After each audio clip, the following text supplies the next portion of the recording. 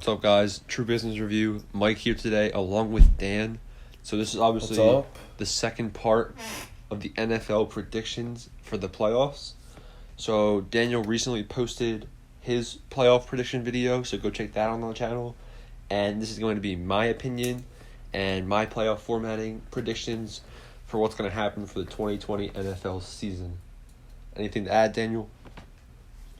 Not really. I think we're just going to post our same videos every day. We're not going to alternate anymore. So every day we'll have 2 videos up.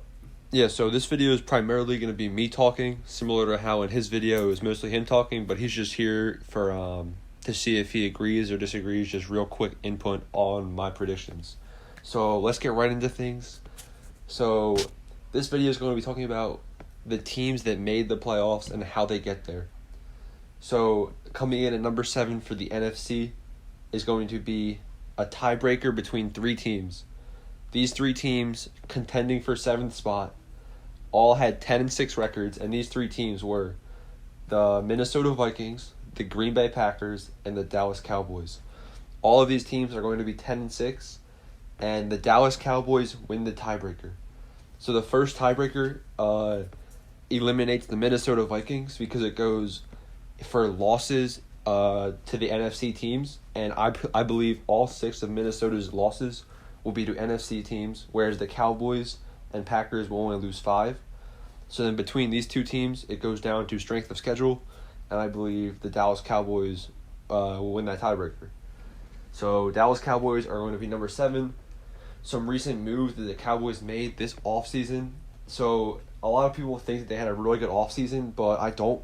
So they lost Randall Cobb, they lost Jason Witten, lost Millie Collins, lost really good safety Jeff Heath. But on the other hand, don't forget, Byron Jones and Robert Quinn. But on the other hand, they brought in Gerald McCoy for the defensive line, Dontari Poe. Like, they have a pretty solid team, I think. But there is some Randys on defense. Their starting cornerbacks are going to be Trevon Diggs, Chidobe Awuzie. Like, who are those people? You ever heard of those people, Dan? No, I haven't. The most random people I've ever heard of in my life are the starting quarterbacks for the Cowboys. But I know Trevon Diggs was drafted, though, 2nd round. So they obviously have a pretty bad division, but I'm going to, they have 2 free wins, basically, against the Giants and the Redskins. So the Cowboys are going to be 10-6, I believe, and just sneak into the playoffs. Coming in at number 6. So this 6th seed has a record of 12 wins and 4 losses, and it may shock some people how high I rank this team. Coming in at number 6, the Arizona Cardinals. That's right. Get on the train. So obviously this team's defense it might be lacking a little bit this season, but their offensive explosiveness is going to make up for it. Kyler Murray, DeAndre Hopkins, Christian Kirk, Larry Fitzgerald, Kenyon Drake. They drafted a lot of offensive linemen in the draft. They got a steal. They were going with their 8th pick in the draft, maybe 7th. They were going to pick an offensive lineman, they said that. And then Isaiah Simmons fell down to their lap. They were like, the Giants were like, here, take Isaiah Simmons. And the Cardinals were like, all right.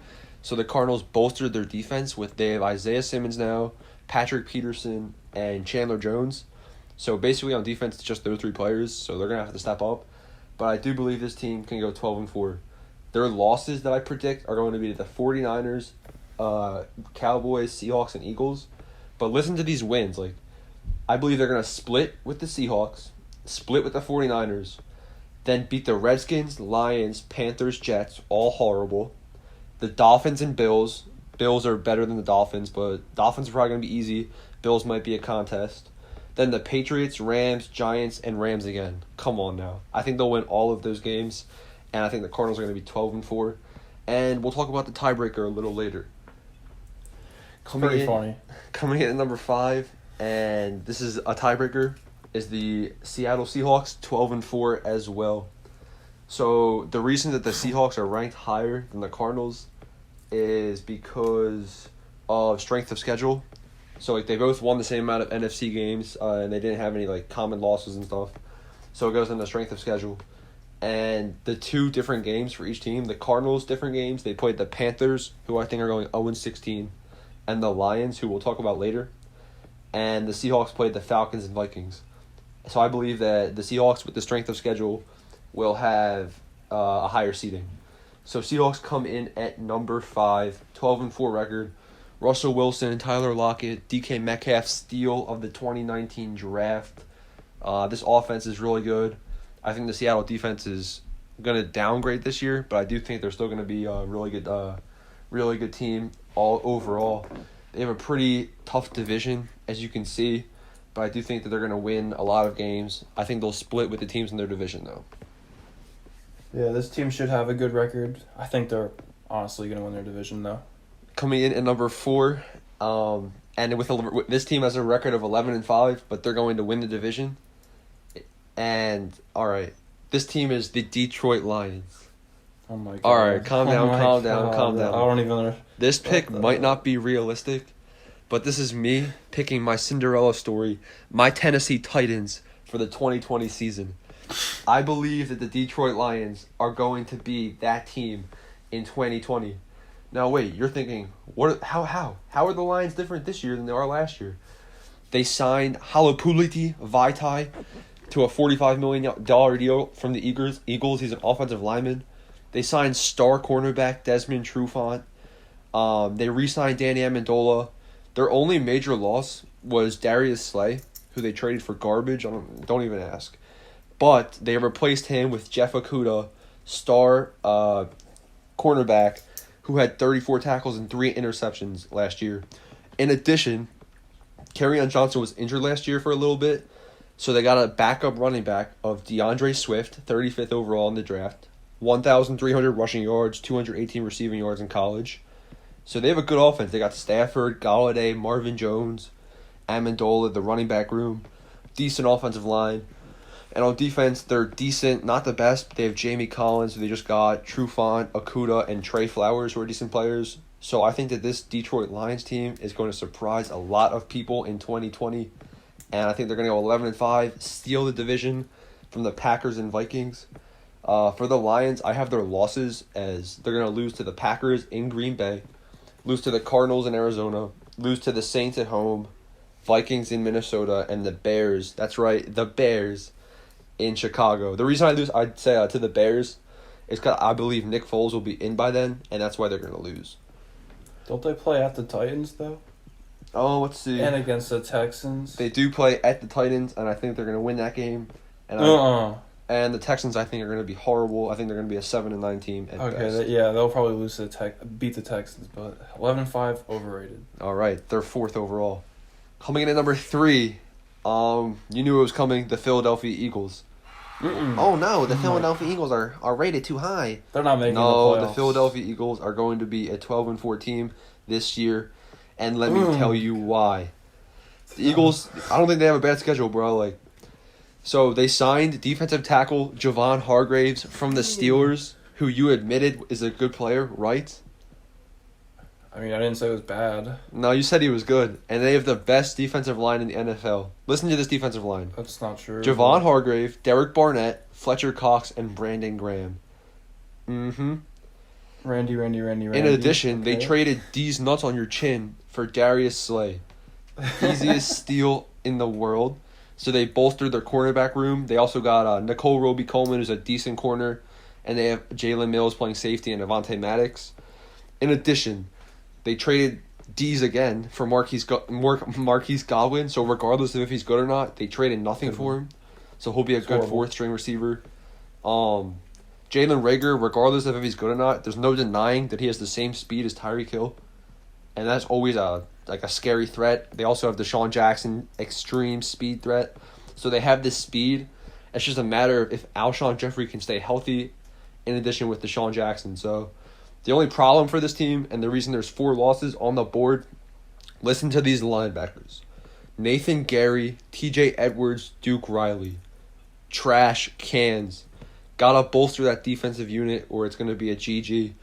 We do have a really good offensive line. In addition to our defensive line, we've got Jason Kelsey, Lane Johnson, Brandon Brooks, Isaac Sayamalu, Andre Dillard, and Jason Peters.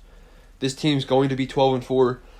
They're going to split with the Cowboys, but it doesn't matter because they're going to win the rest of their games. Their losses are going to be in San Francisco, which is why the San Francisco 49ers will be higher than them. They're going to lose in Green Bay. They're going to lose at home to the Saints and lose at the Cowboys Week 16. So there it is. Number 3, Philadelphia Eagles. Coming in at number 2. That was bad. What was that, Dan? I totally disagree with that pick. I don't even believe this team's going to make the playoffs. So overrated. 8-8 final record. Jeez. Coming in at number 2, though. Tiebreaker for the NFC West.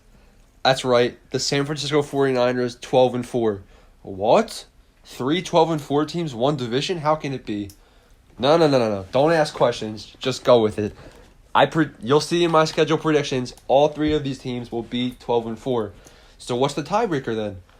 So the tiebreaker to this is going to be common games. So the 49ers, there's an L to Packers and Saints.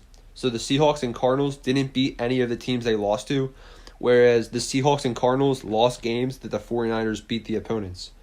So 49ers 12-4, they're going to lose games to the Seahawks, Cardinals, Packers, and in New Orleans Saints. But I do think this team is going to be 12-4. I do think that this team is overrated. I don't know how they're 12-4. They must have an easy schedule or something. But this team is good on offense and defense, but are they going to be superb and great? I don't know. I think they're going to take a step back and maybe not advance as far in the playoffs. We'll have to see in the upcoming videos. All right, number 1 seed in the NFC. Got any guesses, Dan? Yeah, it's got to be the Saints. Got to be. That's right. The Saints coming in with the highest record in the NFC and the highest record in this prediction video. Not undefeated like your Chiefs, Dan, but they're going to be 14-2. That's a pretty fair assessment. That's pretty fair. I mean, I know you have the Buccaneers moving far. I don't. I have the Buccaneers 10-6. They were in the playoff You don't picture. even have them in the playoffs, bro. Yeah, no. But the thing about the New Orleans Saints, I think they're going to lose 2 games. And I don't think you'd be able to guess these games. Maybe you would. One of the losses I have in Tampa Bay to the Buccaneers. Whatever, coin flip, and whatever. Their second loss, I don't think you'll guess it. Try guess. I'll give you one guess. Try guessing it. Oh, I'm guessing at the Chicago Bears. What the heck? You're right. Nick Foles is going to be in, and I believe he'll work some of that magic and maybe upset the Saints in Chicago. We'll have to see. So 14-2 for the New Orleans Saints. They are going to be the number 1 seed in the NFC. Congratulations. So obviously there was a lot of teams with like talent and a good team that didn't make the playoffs. The Packers, the Vikings, the Buccaneers, even the Rams they were 6-10, but whatever. On the AFC side, with the 7-team format, there's only so many teams that are going to get the boot that deserve to get in. So, knocking on the door of the playoffs, I have the Patriots, Dolphins, and Texans, but none of them had good enough records to make it.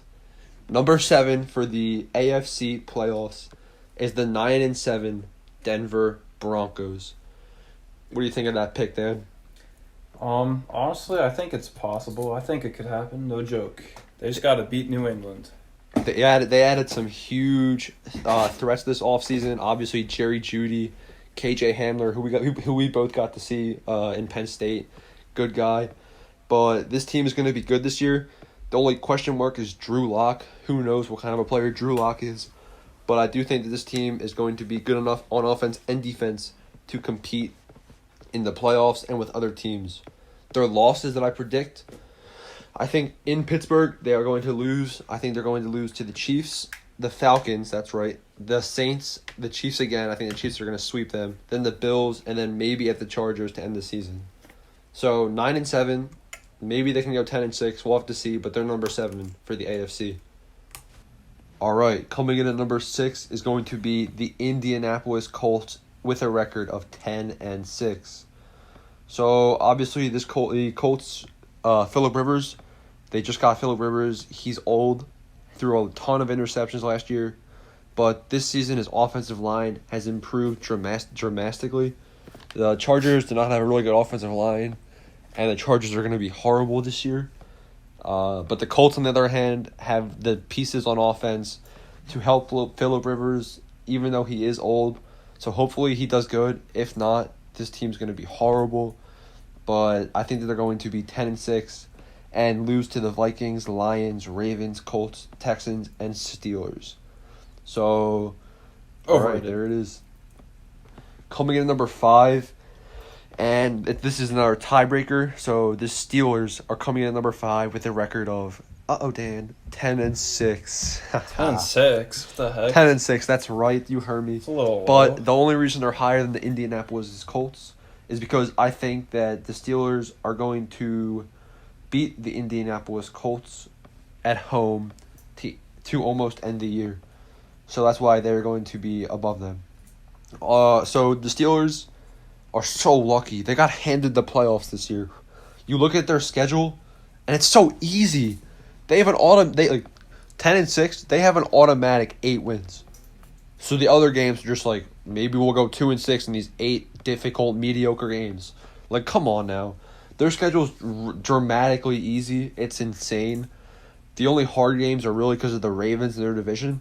So I have this team going 10-6, and their losses coming to the Titans in Tennessee, the Eagles, the Ravens, the Cowboys, the Bills, and the let's choke the end of the season in Cleveland. They're going to lose to the Browns. That's what I predict. Not losing to the Eagles at home.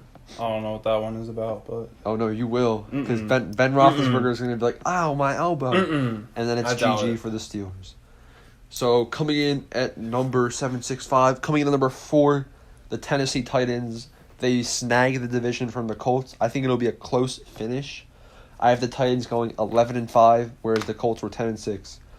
So, Tennessee Titans, who needs a quarterback when you have Derrick Henry, who does everything for the offense? Derrick Henry's a complete monster. His stats last season were obviously career highs. He did everything. Ryan Tannehill just earned himself. Let me rephrase that. Derrick Henry earned Ryan Tannehill a huge contract. So Tannehill's there to stay now. I think that Tannehill is not a good quarterback, honestly, but he's good enough to manage Derrick Henry. And A.J. Brown's a really good rookie on offense. Obviously, Corey Davis is there too. I think the Titans are going to be pretty solid this year once again. They're going to lose the first game of the season, I believe, to the Broncos. Then they'll lose to the Vikings, Colts, Packers, and Texans to give them a record of 11-5 and be the 4th seed in the AFC. It's pretty reasonable. I agree. Coming in at number 3 in the AFC, a team that, no, Dan, they are not overrated. The Buffalo Bills. 12-4. Overrated. 12-4 for Buffalo. So the Bills, What's too high? similar to the Steelers, they're getting handed the playoffs.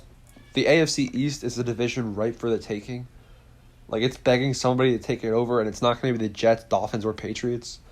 So there you go, Buffalo. You're in the playoffs. I think that the Buffalo Bills will lose 4 games in Tennessee, at Arizona, at San Francisco, and at New England. Josh Allen, Devin Singletary, obviously Stephon Diggs, Cole Beasley, Tre'Davious White on defense. They have another Pro Bowler on defense too. The Bills are built on offense and defense to win games this year, and I think they're going to make a Super Bowl run, go far in the playoffs. We'll have to see how far, but I believe that the Buffalo Bills will be 12-4 and be the AFC's 3rd seed. All right, there's 2 teams left. They're getting a little obvious. Coming in at number 2, last year's Super Bowl winner, the Kansas City Chiefs. Wait, what's your prediction, Dan? 16-0, right? Yeah. Nope, they're going to be 12-4, and you are wrong. Let me tell you why. There are 4 games that I don't believe the Patriots are going to win. Oh my God. I was joking. You thought the Patriots were making the playoffs. The Chiefs, of course. So the Chiefs have to go to Baltimore and play the Ravens, where I think they will lose. They have to go to Buffalo, where I think they will lose. They go to Tampa Bay, where I think they will lose. And they have to go to New Orleans, playing at the Metrodome, which is a hard place to play, and I think they will lose. So 12-4 for the Kansas City Chiefs. I don't think they're going to take a step back. I think their offense is going to be foot on the gas, put as many points on the board as you can. And I think that even though their defense might not be the best, scoring 60 points a game when they try, I think that'll be good enough for this team. So 12-4, 2nd seed in the AFC. You think a team that hasn't lost since week 8 of last year is going to lose 4 games on the road? I don't think so. This team's winning streak is too long. Coming in at number 1 And the AFC's number 1 seed is going to be Dan's favorite team, the Baltimore Ravens. Overrated. So the Ravens are going to win this division easily, even if Ben Roethlisberger is good. The Ravens, so go check out the other video about the NFL's team with the easiest schedule. It's the Baltimore Ravens. This team barely has any hard games on its schedule. Listen to their wins.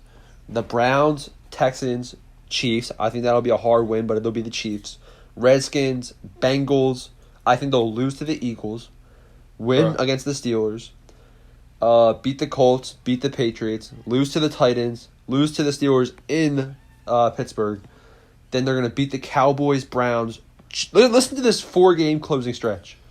Browns, Jaguars, Giants, Bengals.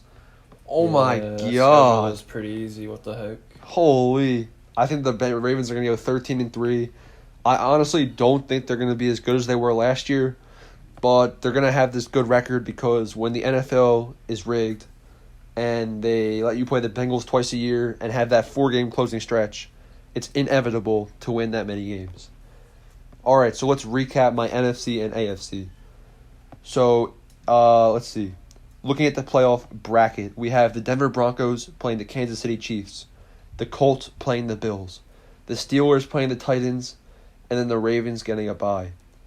On the NFC side, we have the Cowboys playing the 49ers, the Cardinals playing the Eagles, the Seahawks playing the Lions, and the Saints with the bye. So there are my playoff teams. Looking at this picture right here that you'll see, I don't see any bad games in this bracket.